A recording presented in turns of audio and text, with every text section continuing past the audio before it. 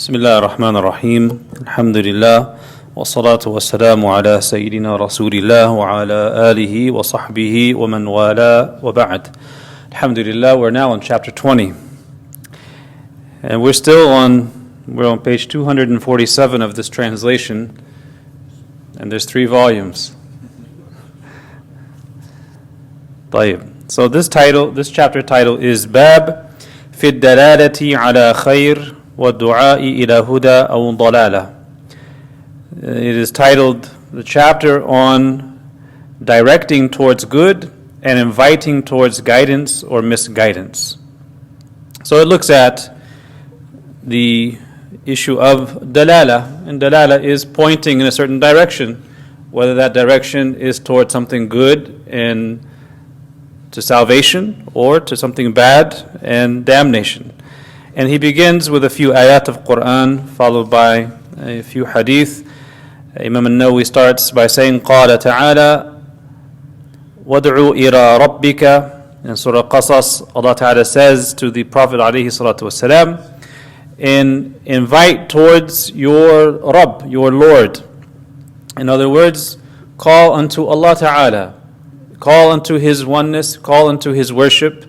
And the ulama say that every function of the Prophet sallallahu alaihi wasallam, everything that has to do with him, even in the quote-unquote mundane aspects of life, everything about him, his lifestyle, his clothing, his you name it, is in the function of ad-dalala ala Allah, of pointing and guiding others to Allah Ta'ala.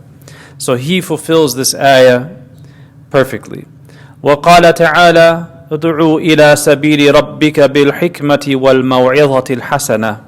In Surah Al-Nahl, Allah Ta'ala says to the Prophet عليه الصلاة والسلام, invite to the path of your Lord with wisdom, hikmah, والموعظة الحسنة, and a good counsel. The hikmah here is interpreted as the Quran, call to people through the Quran.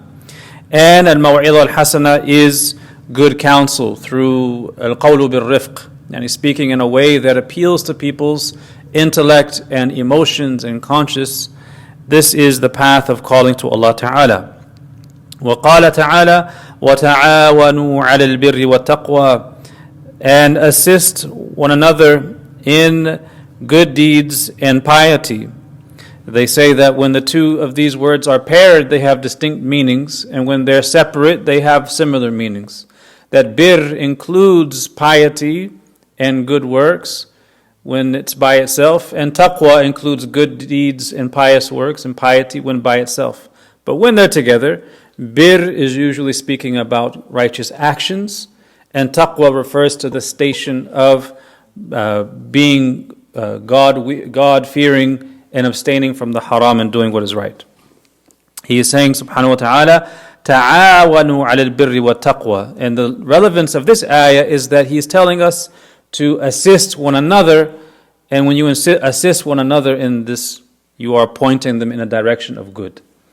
وَقَالَ تَعَالَى وَلْتَكُنْ مِنْكُمْ أُمَّةٌ يَدْعُونَ إِلَى الْخَيْرِ.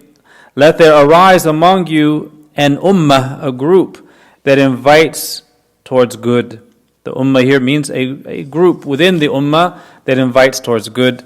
The ulama say that this shows that the ummah has tabaqat, and that there is a hierarchy of virtue among the ummah. Some have higher ranks than others. As for the hadith that we'll read tonight, it's a very brief hadith from عن أبي مسعود عقبة ibn Amr al-Ansari al-Badri رضي الله عنه قال قال رسول الله صلى الله عليه وسلم من دل على خير فله مثل أجر فاعله رواه مسلم. So Abu Mas'ud Uqba bin Amr al-Ansari al-Badri relates that the Messenger of Allah sallallahu alaihi wasallam said, the one who directs towards goodness shall receive a similar reward to that of the person who does it. A very important point to make here is that Allah subhanahu wa ta'ala does not deal with us like a businessman or a mathematician. Meaning, the thawab you receive for whatever Allah inspires you and enables you to do is purely His fadl. You could do the smallest good deed and enter Jannah without any account or any punishment. And you could do the greatest of good deeds and it doesn't do anything for you because of the state of your heart, or you get a smaller reward than others. It is up to Allah Ta'ala. So the ulama say that whenever you read these hadith that describe the one who guides towards good is like the doer of the good, it means not in an exact sense. Because it is very possible that the one who is guiding others towards good receives less reward than the one who does it.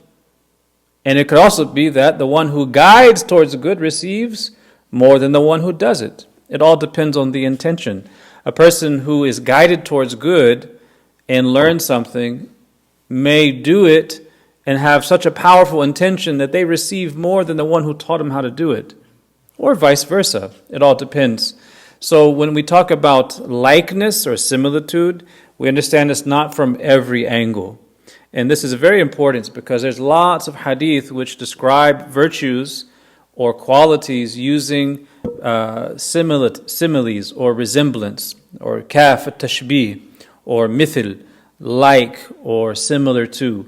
Like the hadith of the Prophet ﷺ, kun fi dunya ka'annaka gharib aw abir as-sabil. Be in the world as if you are a stranger or a traveler. Is that literal? And be in the dunya as if you are literally a traveler and a stranger? Or is it from certain angles and not all angles? It's from certain angles. Otherwise, we're doing Jama' and Qasr for our whole lives. We're praying 2 rak'ah dhuhr, 2 rak'ah asr, the rest of our life. That's not what it means.